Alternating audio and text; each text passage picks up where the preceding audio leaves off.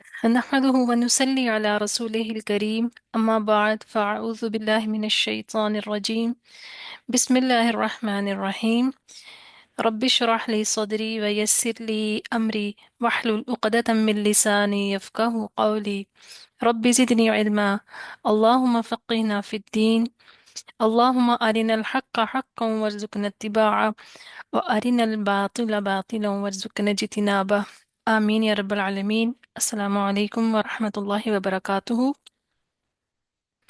امید ہے کہ آپ سب ایمان اور صحت کی بہترین حالت میں ہوں گے اور رمضان کے آخری عشرے کے لیے بھی بھرپور تیاری کر رہے ہوں گے۔ اللہ تعالیٰ ہم سب کو ليلۃ القدر کی سعادت جو ہے اس سے اللہ تعالیٰ سعادت عطا فرمائے۔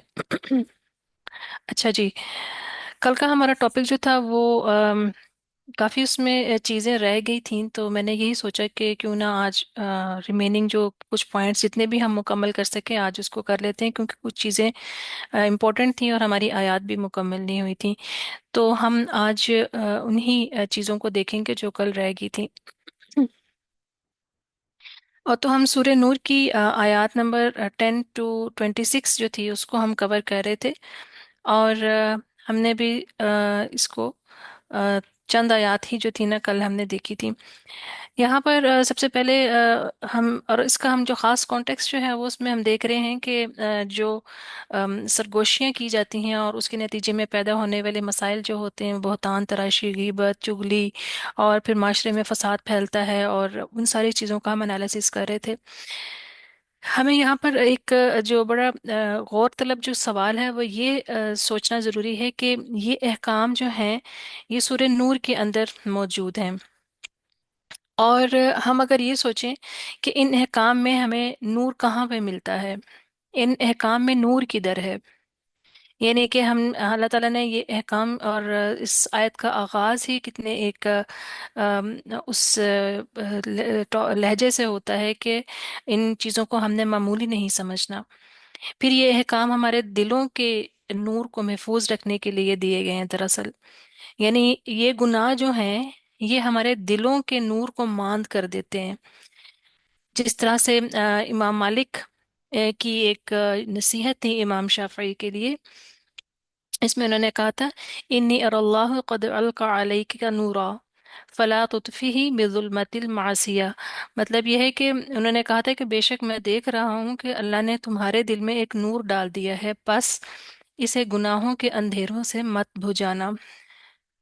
تو جنسی خواہشات کی آزمائش، دوسروں کی عزت پر باتیں کرنے کی لذت بظاہر بہت پرکشش لگتی ہے، لیکن یہی چیز ہمارے دل میں اندھیرا پیدا کر دیتی ہے، ہمیں اللہ کے نور سے محروم کر دیتی ہے۔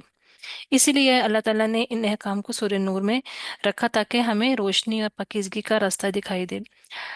اچھا، ہم جب یہ سارے احکامات پڑھتے ہیں نا تو ہمیں یوں لگتا ہے کہ ہم یہ ایک مثالی معاشرے کی حقیقت جو ہے اس کو بیان کر رہے ہوتے ہیں، یعنی کہ یہ سارے احکام پڑھ کے ہمیں ایک لگتا ہے کہ یہ ایک ایسا معاشرہ ہے جہاں پر کوئی غلطی نہیں ہوتی، کوئی گناہ نہیں ہوتا، سب کچھ بہت کامل ہے۔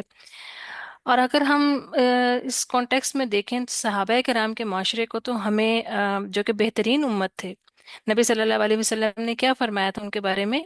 خیر القرون قرنی ثم الذین یلونہم ثم الذین یلونہم، یعنی کہ سب سے بہترین زمانہ میرا ہے، پھر ان کا جو میرے بعد ہیں، پھر ان کا جو میرے بعد ہیں۔ لیکن اس بہترین معاشرے میں بھی واقعہ افک پیش آیا، جس میں چند صحابہ، سارے نہیں، چند صحابہ جو تھے وہ بھی اس بہتان میں اس کی زد میں آ گئے، لا علمی کی وجہ سے، کچھ غلط فہمی کی وجہ سے، اور کچھ شاید نیکی کے ارادے سے۔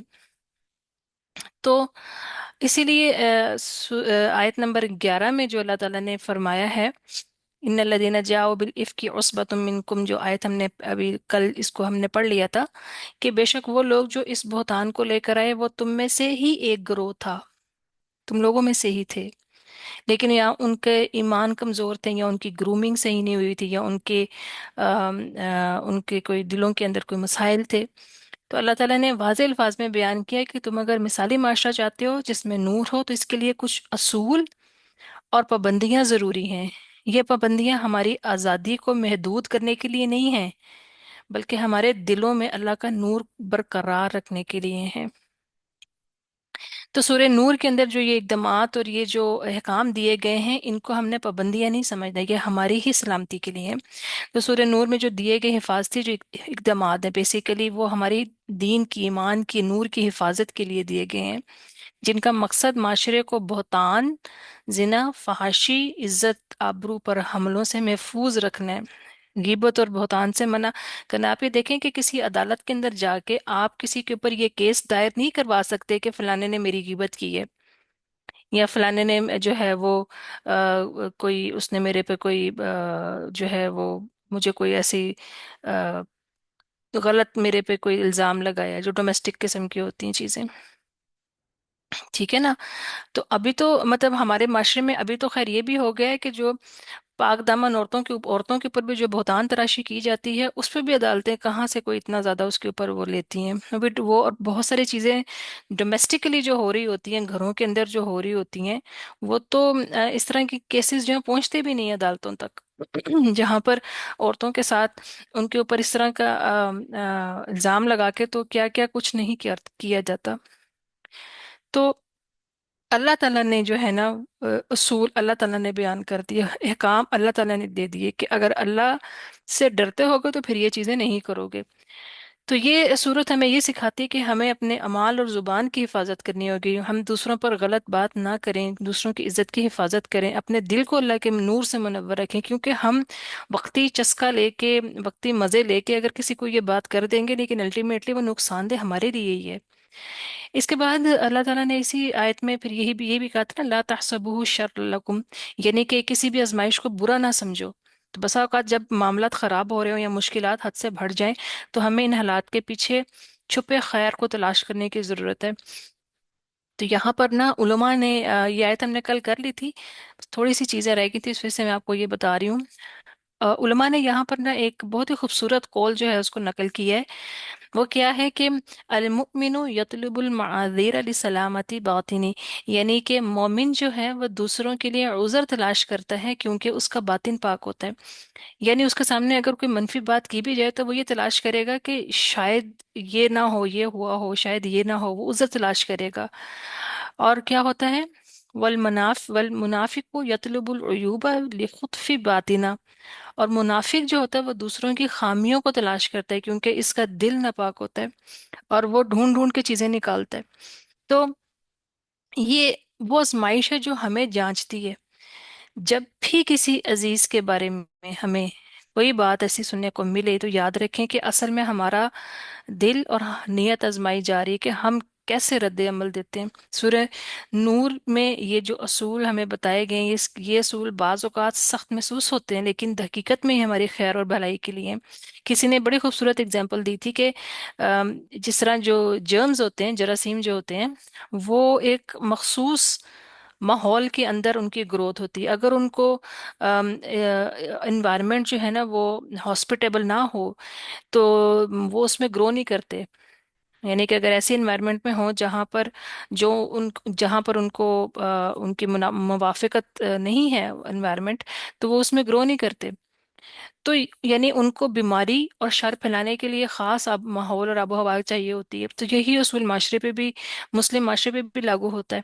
جب اللہ تعالیٰ نے زنا کی سزا مقرر کی جو بہت سخت ہے، جو آیت نمبر 2 میں بیان کی گئی ہوئی ہے کہ زنا کرنے والے مرد اور عورت کو 100 کوڑے مارے جائیں، لیکن اس سزا کو نافذ کرنے کے شرائط بھی انتہائی سخت ہیں۔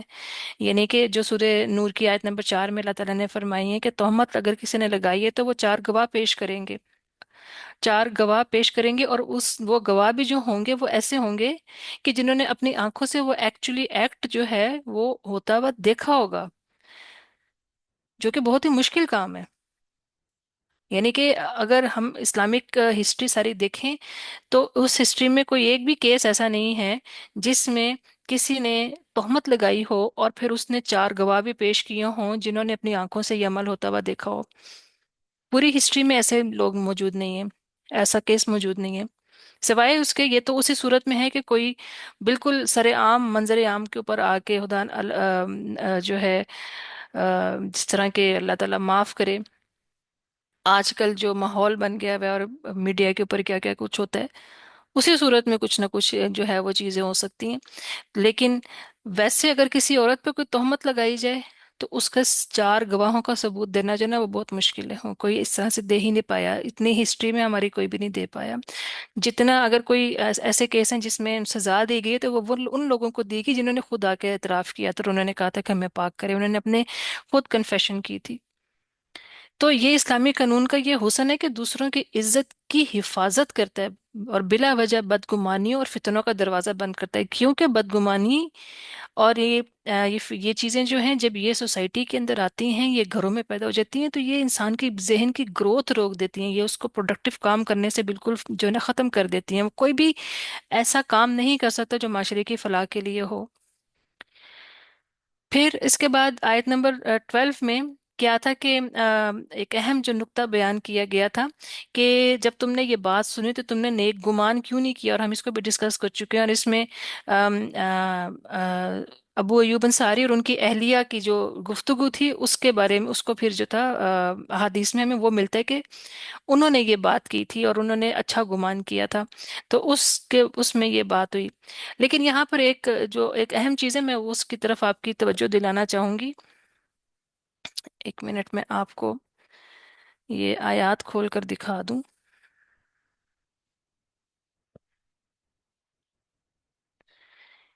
ये आपको नजर आ रही होंगी, ठीक है। आयत नंबर 12, आयत नंबर 12, और इसमें जो अल्फाज इस्तेमाल हुए हैं क्या हैं कि लौला इदा समिअतुहु समिअतुमुहु वन्नल मुमिनुना वल मुमिनाति बिअनफुसिहिम खैरा, कि इसमें जो अल्फाज इस्तेमाल हुए हैं कि मोमिनों ने अपने बारे में अच्छा गुमान रखना चाहिए था, यानी कि एक ही सीगा अगर अल्लाह ताला चाहते तो इस्तेमाल कर सकते थे, क्योंकि बहुत सी आयत में जहाँ पे मर्दों और औरतों की इकट्ठी बात हो रही होती है वहां पर जो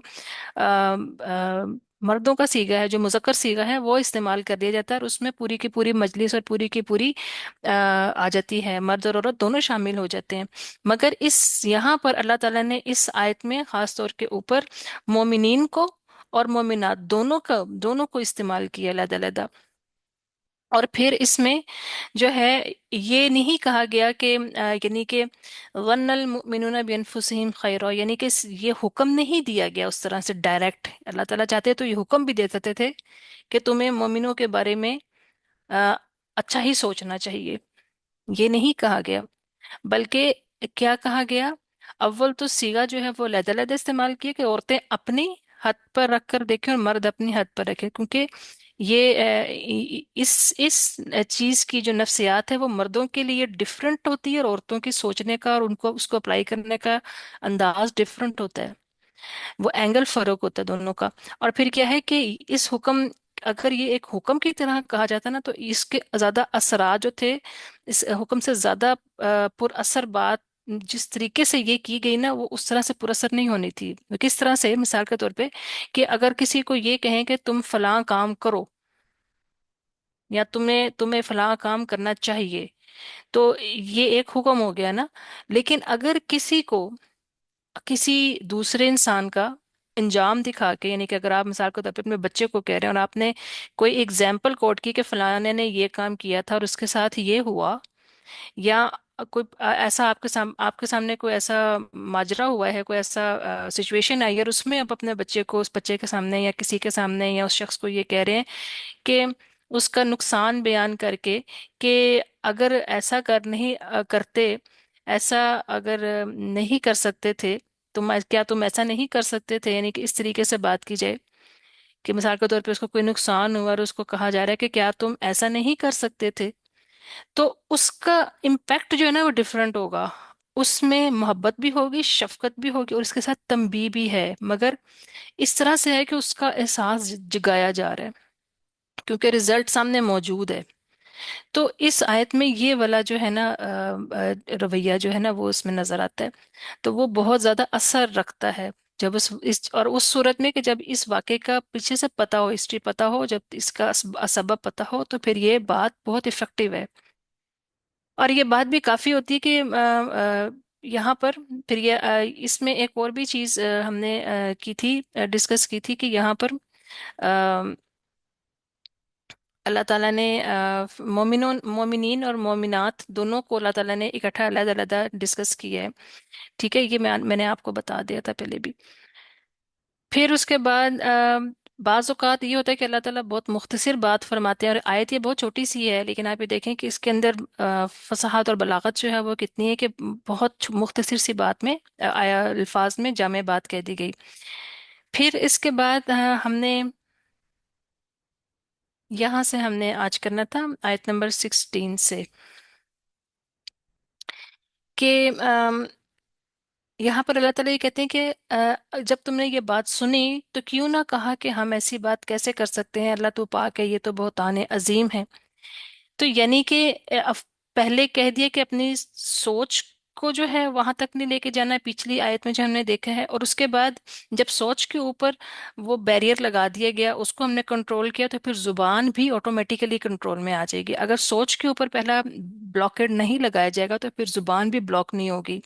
तो लेकिन उसके बावजूद फिर भी एक और चीज हमें जो यहाँ पर अल्लाह ताला फिर ये कह रहे हैं कि जब तुमने सुन भी ली, क्योंकि वो बात कानों में तो चली गई, तो हो सकता है कि वो फिर भी बार बार जो है शैतान जो है वसवसे दे, तो फिर अपनी जुबान को कंट्रोल में रखना है और जुबान से अच्छी बात कहनी है, कि अफवाहों को अपनी जुबान से कबूल नहीं करना बल्कि दिल और अक्ल से सोचना है। तो अल्लाह ताला ने हमें ये भी सिखाया कि किसी भी अफवाह को सुन के फौरन ये नहीं सच मान लेना चाहिए, पहले ही लम्हे नहीं मान लेना चाहिए उसको। पहले लम्हे ये कहना चाहिए कि ये झूठ है, इसे झूठ समझना चाहिए, अपनी जुबान से ये कहना चाहिए कि ये झूठ है। पहला रद्द-ए-अमल ये नहीं होना चाहिए कि बिल्कुल सच मान लिया जाए। फिर अगली आयत में आयत नंबर 17 में क्या कहा गया है कि अगर हम सच्चे मोमिन हैं तो हमें दोबारा ऐसी हरकत कभी नहीं करनी चाहिए। और यहाँ पर आप ये देखें कि ये आयत अल्लाह ताला उस चीज के बाद, उस वाकये के बाद अल्लाह ताला दे रहे हैं जहाँ जिसमें आयशा रज़ी ताला के ऊपर तोहमत का इल्जाम लगा था, और ये कोई छोटा छोटा मामला नहीं था। उनके स्टेटस को देखें और उस वक्त के माशरे को देखें, और कुरान उतरा और नबी खुद मौजूद हैं, और जिस शख्स ने ये किया और उसने कितनी बड़ी जुर्रत की थी, और कितना जुल्म अजीम का जो उसने काम किया था, लेकिन इसके बावजूद भी अल्लाह ताला ये याद करा रहे हैं कि अल्लाह ताला की रहमत जो है ना वो बहुत वसी है। यानी कि ये आयत हमें इतना बड़ा मैसेज दे रही है कि गुनाह कितना ही बड़ा क्यों ना हो, अल्लाह की रहमत का दरवाजा कभी बंद नहीं होता जब तक कि इंसान जिंदा है, तौबा का दरवाजा खुला हुआ है। शर्त क्या है? कि मोमिन बन जाए, सच्चे मोमिन हो, ईमान हो, तो फिर आप अपनी इस्लाह कर सकते हैं गुनाह के बाद, क्योंकि हम सब इंसान हैं और हम सब गुनाहों में पड़ सकते हैं, छोटे हों बड़े हों, हमसे हो सकते हैं। हमें अल्लाह ताला से हर वक्त माफी मांगनी चाहिए। तो तौबा का दरवाजा हर वक्त खुला होता है। हम्म। अब अगर ये आयत सुनकर यहाँ पर हमारा अपना हम अगर मुहासबा करें कि ये आयत सुनकर अगर हमारी सोच ये आ रही है कि मैं भी इस गलती में पड़ती हूँ, और दूसरों के बारे में कभी मेरे जहन में भी ऐसी बात आ जाती है, या मैंने किसी को कभी ऐसी बात कही भी है, तो मैं अपने आप को कैसे रोकूं? या ये अगर अगर आपको ये वाली सोच आ रही है, या अगर आपको ये सोच आ रही है कि ये मेरा मसला तो नहीं है, मैं तो ऐसा नहीं करती, तो ये जान लें कि हम सब कभी ना कभी आजमाइश में पड़ते हैं। ये एक आम सी बात है, लेकिन इसका मतलब ये नहीं कि हम इसे अपना मामूल बना लें। अगर आपको लग रहा है कि मैं इस आदत से कैसे निकलूं, तो ये भी याद रखें कि ये गुनाह बहुत संगीन है। ये चीज हमें, जब हम इस चीज को याद रखेंगे कि ये गुनाह संगीन है, इस पर अल्लाह का अजाब है, तो फिर क्या होगा कि हम अपने आप को बेहतरी की तरफ, अपने बदलाव की तरफ ले जाना हमारे लिए आसान होगा। उसके बाद अगली आयत है, उसमें अल्लाह ताला कहते हैं कि अब सब कुछ वाजे हो गया, ये बात खुलकर सामने आ गई है। तो इसलिए अल्लाह ताला फिर क्या कहते हैं कि अल्लाह ताला खूब सुनने वाला और हिकमत वाला है, यानी कि ये अमल जायज नहीं था, ये बहुत बड़ा गुनाह है, चाहे लोग इसे मामूली ही समझें, तो अल्लाह के नज़दीक ये बहुत संगीन जुर्म है। फिर उसके बाद क्या है कि अम, आयत नंबर 19 में अल्लाह ताला ने मुख्तलिफ किस्म के लोगों का जिक्र किया है, जिनके बेशक जो लोग ये पसंद करते हैं कि ईमान वालों में बेहयाई फैले, इनके लिए दुनिया और आखिरत में दर्दनाक अजाब है, और अल्लाह जानता है और तुम नहीं जानते। अभी देखें कि ये बेहयाई फैलने का जो काम है क्या है, कि शैतान के बारे में भी ये आता है ना कि वो ये चाहता है कि वो बेहयाई चाहता है कि वो उनमें आम हो, اور اس کا کام ہے. تو یہ لوگ جو ہیں یعنی کہ یہ اسی رستے پہ چل رہے ہیں. یعنی کہ ہم سب نے اپنی زندگیوں میں پھر ایسے دیکھا ہوگا ایسے لوگوں کو جو فتنہ افواہیں بے حیائی کو عام کرنا چاہتے ہیں. اور ان کا ایک ٹپیکل سٹائلز ہوتے ہیں بات کرنے کے. وہ بڑے بظاہر بڑے آپ کو وہ لگیں گے، خوش اخلاق بھی لگیں گے، بڑے وہ لگیں گے کہ وہ محفل چرا لیتے ہیں اور لوگوں کے ساتھ بہت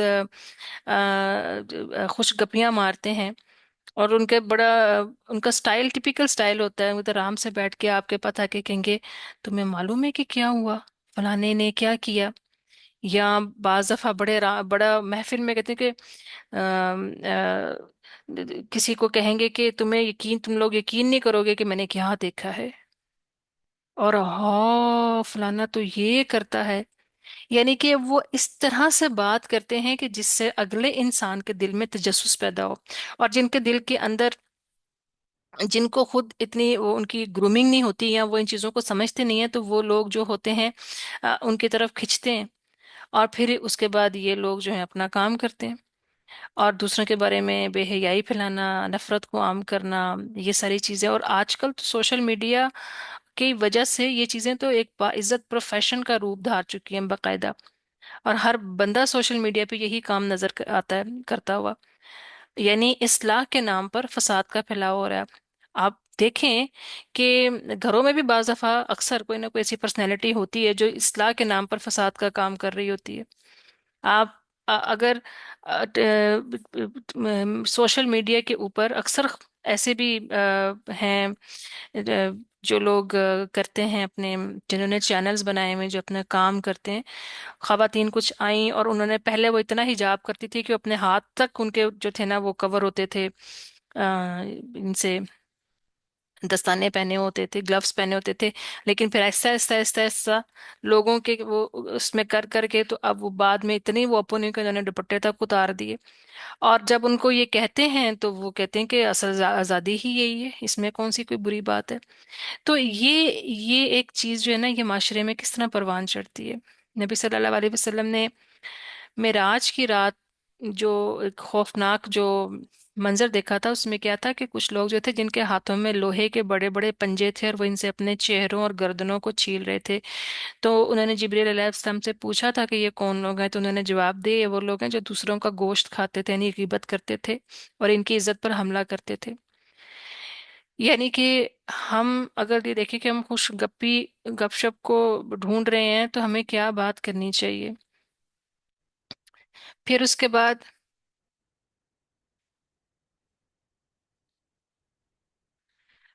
بعد یہاں پر یہ ہے کہ کیا ہم اپنی آخرت برباد کر رہے ہیں؟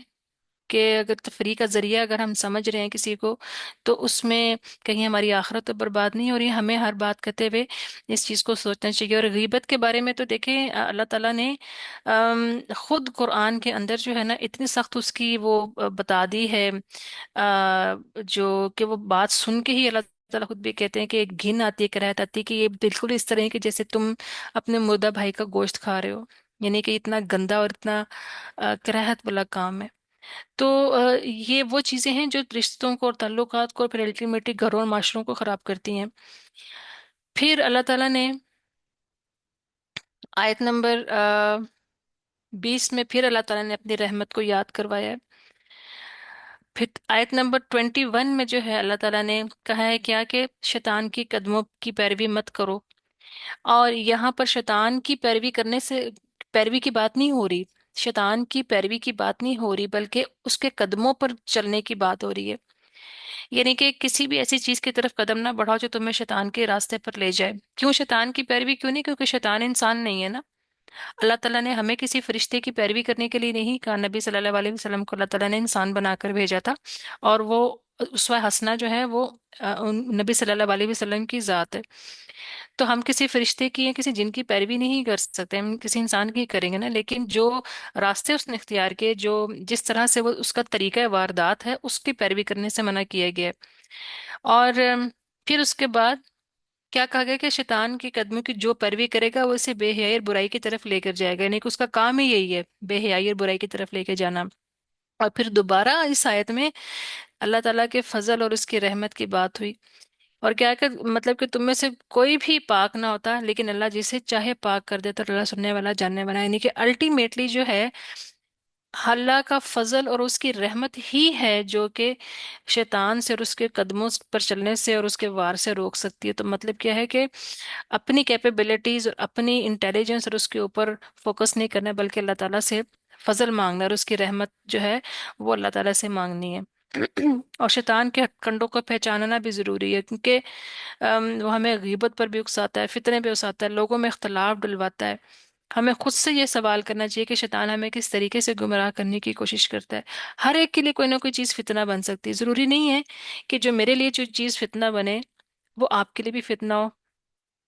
مثلاً یعنی کہ جس طرح وہ ایک حدیث ہے نا نبی صلی اللہ علیہ وسلم کی، جب آپ صلی اللہ علیہ وسلم مسجد میں نماز کی صفیں ٹھیک کرا رہے تھے، تو آپ نے صحابہ کو کہا کہ کندھے سے کندھا جوڑو، پاؤں سے پاؤں جوڑو، کیونکہ میں تمہارے درمیان بکری کے بچے کو بھاگتا دوڑتا ہوا دیکھتا ہوں، شیطان کو بکری کے بچے کی صورت میں۔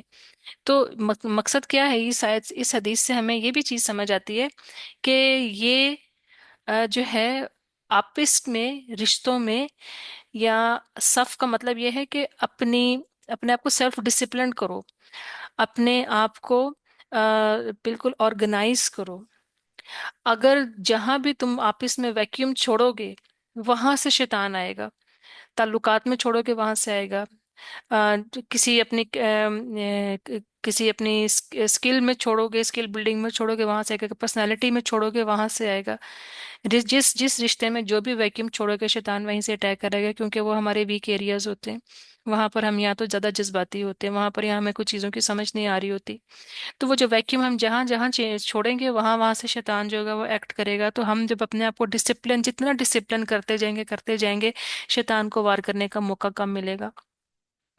تو یہ جب ہمیں معلوم ہوگا کہ یہ شیطان کی چال ہے تو ہمیں اسے بچنے کی توفیق بھی ملے گی۔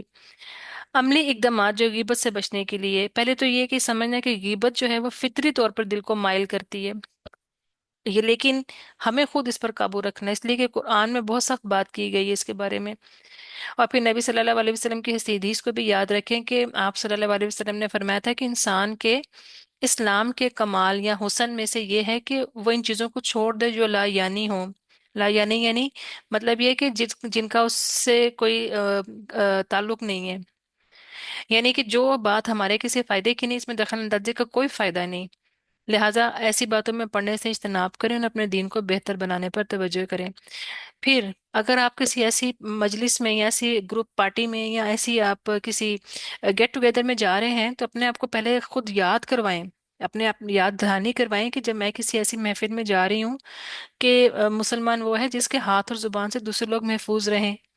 پھر کیا ہے، رسول اللہ صلی اللہ علیہ وسلم نے فرمایا جو شخص اللہ کے اور قیامت کے دن پر ایمان رکھتا ہے تو وہ یا تو اچھی بات کریں یا پھر خاموش رہے۔ یہ چیزیں آپ اپنے آپ کو یاد کروائیں اگر آپ کسی بھی گیٹ ٹوگیدر میں جا رہے ہیں، تاکہ آپ غیبت اور اس کی نقصانات سے بچ سکیں۔ اپنے آپ کو یہ یاد دلاتے رہیں کہ میری زبان سے کسی کو نقصان نہیں پہنچے گا، نہیں کہ محفل میں جانے سے پہلے اپنے آپ کو یہ چیزیں یاد کروائیں اور تیار ہو کے جائیں۔ آپ دنیا میں اگر آپ لوگوں سے مل رہے ہیں تو آپ اپنے آپ کو اس دھوکے میں مت رکھیں کہ ہر بندہ آپ کو بہت ایک پرفیکٹ صورت میں ملے گا۔ ہم سب انسان ہیں، ہم سب کہیں نہ کہیں سے کبھی شیطان جو ہے وہ کسی کے دل میں کوئی وسوسہ ڈال دیتا ہے، کبھی کوئی انسان کسی ایسی مسائل کا شکار ہوتا ہے، کسی ایسی پرابلمس میں سے گزر ہوتا ہے کہ بعض دفعہ اس کو اپنے پر کنٹرول اس کا اتنا نہیں ہوتا، اور اس کی زبان سے کوئی ایسی چیز نکل جاتی ہے جو دوسرے کے لیے اذیت کا باعث بن سکتی ہے۔ تو اپنے آپ کو آپ نے خود تیار کر کے جانا ہے کہ میرے پر اگر اس طرح کا وار ہوگا تو میں نے اپنے آپ کو کس طرح سے محفوظ رکھنا ہے۔ پھر اس کے بعد یہ کہ اگر کسی ایسی مجلس میں آپ بیٹھے ہوئے ہیں اور لوگ کسی کے بارے میں اگر منفی بات شروع کر دیے تو آپ وہاں سے فوراً اٹھ بھی نہیں سکتے۔ بعض دفعہ ہم کسی ایسی بیٹھے ہوتے ہیں ایسی جگہ پر کہ ہم فوراً اٹھنا ممکن نہیں ہوتا، تو کوشش کریں کہ گفتگو کا رخ بدل دیں، اور گفتگو کا رخ اگر نہیں بدل سکتے تو آپ اپنے آپ کو ایموشنلی ایگزٹ کریں وہاں سے، اور آپ وہاں پر جو ہے اپنے اللہ کو یاد کریں اور اللہ سے استغفار کریں۔ تو یہ چیزیں جو ہے نا یہ ہمارے لیے ہمیں اپنے ایمان کی حفاظت کے لیے، اپنے دل کے اندر جو اللہ کا نور ہے اس کو برقرار رکھنے کے لیے یہ چیزیں ضروری ہیں۔ नेक्स्ट आयत जो है आयत नंबर 22, उसमें ये आयत जो है ना, ये खास तौर पे अबू बकर रज़ी अल्लाह ताला के लिए नाजिल हुई थी। और हुआ ये था कि जब ये वाक़या इफ्क हुआ था, तो अबू बकर रज़ी अल्लाह ताला कि एक दूर के रिश्तेदार थे जो गरीब थे, तो उनको फाइनेंशियली अल्लाह ताला अबू बकर रज़ी अल्लाह ताला हेल्प करते होते थे। तो जब वाक़या इफ्क हुआ, तो उसमें वो जो थे शख्स थे, वो भी शामिल हो गए और उन्होंने भी उसको थोड़ा प्रमोट किया। तो जब अबू बकर रज़ी ताला को ये बात पता चली, तो उनके लिए जाहिर बात है कि ये नहायत ही गम और दुख वाली बात थी कि वो शख्स जो कि जिसको मैं मदद करता हूँ, वो भी मेरी बेटी के जो है बहतान लगाने में शामिल है। तो उन्होंने उनको जो वो फाइनेंशियली हेल्प करते थे, वो ख़त्म कर दी। तो अल्लाह ताला ने ये आयत उनके लिए ख़ास तौर पर नाजिल की कि तुम में से जो लोग फजीलत और मालो दौलत वाले हैं, वो ये कसम ना खाएं कि वो अपने करीबी रिश्तेदारों, मिस्कीनों और अल्लाह के रास्ते में हिजरत करने वालों को मदद नहीं करेंगे, बल्कि इन्हें माफ कर देना चाहिए और दरगुजर करना चाहिए। क्या तुम ये पसंद नहीं करते कि अल्लाह तुम्हें माफ करे, और अल्लाह बख्शने वाला, निहायत रहम करने वाला है। अब जरा तसव्वुर करें, आपके एक बाप के लिए कितना मुश्किल होगा, कितना। और आयशा रज़ी ताला किसी आम शख्स की बीवी नहीं है, नबी की बीवी है, उम्महातुल मोमिनीन में से हैं। तो वो अपनी बेटी को तकलीफ पहुंचाने वाले शख्स की मदद जारी रखें। कितना इमोशनली, कितना ज्यादा बड़ा स्टेप है ये, और बहुत बड़ी आजमाइश थी, मगर अल्लाह ने उनको माफ करने, दरगुजर करने का हुक्म दिया। यानी कि इसमें क्या असूल है कि दूसरों के रवैये से खुद को तब्दील ना होने दें, ये रूल है इसके अंदर। यानी ये हमें एक इतना स्ट्रॉन्ग, हमें एक लेसन दे रही है कि अगर दूसरे के बुरे अमल अमल जो है वो हमें बदलने ना पाए, दूसरों का गलत काम हमारी अच्छाई को मुतासिर ना करे। हम जो भी अच्छा अमल करते हैं वो हमारे लिए होता है, दूसरों के लिए नहीं होता। लिहाजा अगर हमें लगे कि कोई शख्स हमारी नरमी और भलाई का मुस्तहिक नहीं, तब भी हमें अपनी नेकी को बरकरार रखना है, क्योंकि अल्लाह ताला ने हमारे ऊपर फजल किया है, हमें फजीलत दी है उसके ऊपर। तो जब हमें फजीलत दी उसके ऊपर, तो हम अपनी फजीलत को उसके लेवल के ऊपर अगर ले जाएंगे तो बरकरार नहीं रख पाएंगे। तो ये, और ये मामला जो है हमारे अल्लाह अल्लाह हमारे और अल्लाह के दरमियान है, लोगों के हाथ में नहीं। फिर अगर आप किसी गिबत या बहतान का शिकार हुए हैं, अल्लाह ताला ने इन आयात में इन लोगों को तसल्ली और रहनुमाई भी दी है जिन्हें दूसरों की जुबान ने नुकसान पहुंचाया हो। अगर आपकी गिबत की गई, आप पर बहतान लगा, किसी ने आपके खिलाफ झूठी बातें फैलाई, तो इन आयात को सुने और देखें कि अल्लाह ताला आपके लिए क्या तसल्ली देता है। ये वो जाविया है जिससे हमें इन आयात को देखना चाहिए। इन आयात में अल्लाह ताला ने एक नया सबक दिया है। अच्छा, इसमें आगे एक बहुत ही खूबसूरत एनालिसिस है, और वो ये है कि सूरह नूर में 4 मुकामात ऐसे हैं जहां पर अल्लाह ताला ने अजाब अजीम की बात की है। कौन से हैं उनको थोड़ा सा हम देख लेते हैं। पहला जो मुकाम है वो आयत नंबर 11 है, जिसमें अल्लाह ताला ये कहते हैं, जिसमें बहतान की जो बात हुई हमने अभी भी डिस्कस की है, कि जिन्होंने बहतान गढ़ा उसके बारे में है, और उस शख्स के लिए जिसने ये सारा प्लान किया, जो मास्टरमाइंड था, उसके लिए अजाब अजीम है। ये बात हुई। फिर दूसरा जिक्र जो आया वो आयत नंबर 14 में आया है, जिसमें अल्लाह ताला ने ये कहा है कि, यानी कि मामला ये बहुत संगीन था, लेकिन अल्लाह ताला की रहमत ने तुम्हें बचा लिया। अगर अल्लाह की रहमत ना होती तो फिर बहुत बड़ा अजाब पहुंचना था।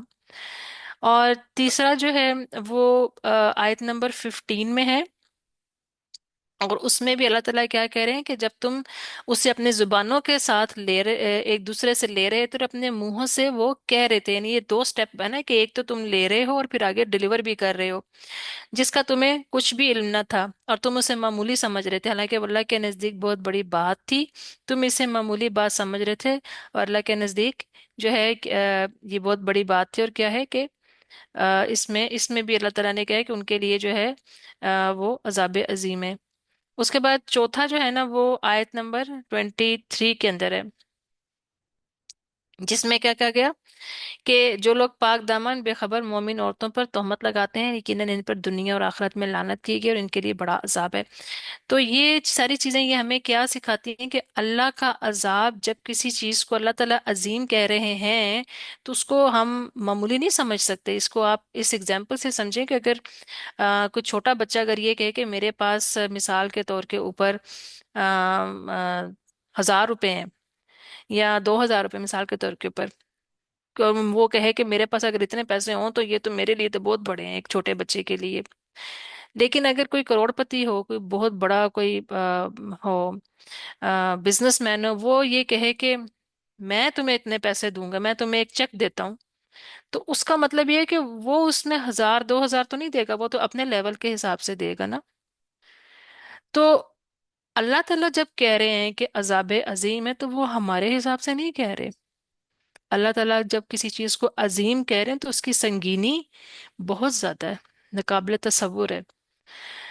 तो ये आयत हमें यही सिखाती है कि हम दूसरों के बारे में अच्छा गुमान रखना चाहिए, खास तौर पर जब कोई इल्जाम लगाया जाए। हमें हर गुनाह को किसी भी गुनाह को मामूली नहीं समझना चाहिए, क्योंकि अल्लाह के नज़दीक हर गलत अमल का वजन है। कुरान हमारे लिए सबसे बड़ा हिदायतनामा है जो हमें एक मुतवाज़िन जिंदगी गुजारने की रास्ता दिखाता है। और फिर उसके बाद इस हवाले से एक हदीस भी है, नबी सल्लल्लाहु अलैहि वसल्लम ने फरमाया कि बेशक आदमी अल्लाह की नाराजगी वाली कोई बात कह देता है जिसकी तरफ वो ध्यान भी नहीं करता, और वो बात इसे जहन्नम में 70 साल की गहराई तक गिरा देती है। तो कितनी ज़रूरत है कि हम अपने ज़ुबानों को और अपनी जो है उन चीज़ों को ज़ुबान पर कंट्रोल रखें, और कोई ऐसी बात मत निकाले मुंह से जो अल्लाह ताला की नाराजगी का बायस बन रही हो। फिर उसके बाद जो यहाँ पर मजीद ये है कि बाज़ औक़ात हम किसी बात को छोड़ने से इनकार कर देते हैं, क्योंकि हमें लगता है कि अगर हमने ऐसा किया तो इसका मतलब है कि जो कुछ भी हुआ वो गलत हुआ। यानी कि जब हम किसी को माफ़ करने की बात करते हैं तो मनफी ख्यालात और जज्बात को अपने दिल में रखना जो होता है ये बड़ा थकाने वाला काम होता है। तो ये चीज़ हमें समझनी ज़रूरी है कि ख़ास तौर पर जब हम इन लोगों के बारे में जो हमारे करीब तरीन होते हैं, यानी कि अगर उन्होंने हमें एक तकलीफ़ दी है और हमारे पर बोझ पड़ा हुआ है, तो हमें ये याद रखना चाहिए कि अबू बकर सिद्दीक रज़ी अल्लाह को भी अल्लाह ताला ने माफ़ करने की तलकीन की थी। कि माफ़ करने का मतलब हरगिज़ ये नहीं होता है कि जो कुछ हुआ था वो सही है, बल्कि इसका मतलब ये होता है कि ये शख्स जिसने मुझे पहले ही बहुत तकलीफ दे चुका है, अब इससे मैं अपनी ज़िंदगी दिल और दिमाग में मज़ीद जगह नहीं दूंगा, और हम आगे बढ़ेंगे। कि मैं अपने ख्यालात और जज्बात को ऐसी चीज पर मरकूज कर दूं जो मेरे लिए फायदेमंद हो, ना कि मैं इस शख्स के बारे में सोचता रहूं या सोचती रहूं कि इसने मुझे ये कहा और इसने मुझे ये कहा या इसने मेरे साथ ये किया। तो आगे बढ़ जाना है। अच्छा, एक और बाज़ दफ़ा ये लोग पूछते हैं कि अगर हम किसी ऐसी जगह पर बैठे हैं जहाँ पर गीबत हो रही है और हम खुद गीबत नहीं कर रहे, लेकिन हम ऐसे मजलिस में बैठे हैं, तो क्या हम भी गुनहगार होंगे? तो ये तो अल्लाह ताला ही बेहतर जानता है, लेकिन अगर हम खुद को इस सूरत हाल में रखें कि कोई हमारे बारे में बात कर रहा हो और हमारी कोई करीबी दोस्त वहां पर बैठी भी हो और वो खामोशी से सब कुछ सुन रही हो, तो हमें कैसा लगेगा?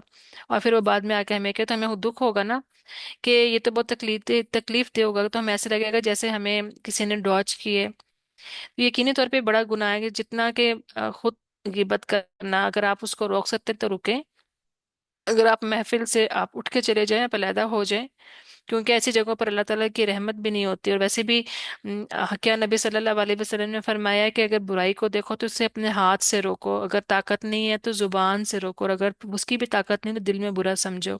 और ये ईमान का कमजोर तरीन हिस्सा बताया जो है वो लेवल बताया गया है। तो ये वाली आयत जो थी इसमें मैंने आपको जो है डिटेल तो बहुत ज़्यादा थी, लेकिन मैंने आपको इसमें कोशिश की है कि हम मैक्सिमम जो है ये वाले पॉइंट्स हैं वो शामिल कर लें। इसके अलावा ये वाली आयत और सूरतुल अहज़ाब की जो आयत हैं वो पर्दे के बारे में बहुत ज़्यादा डिटेल्ड अहकामात जो हैं वो बताती हैं।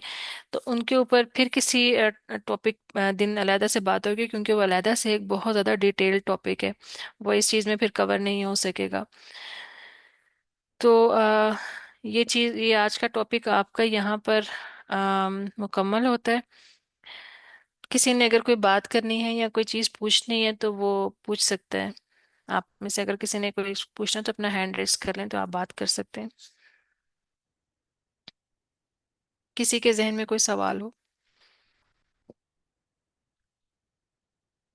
چلیں ٹھیک ہے پھر، سبحانک اللہم و بحمدک اشہد ان لا الہ الا انت استغفرک و اتوب الیک، السلام علیکم ورحمۃ اللہ وبرکاتہ۔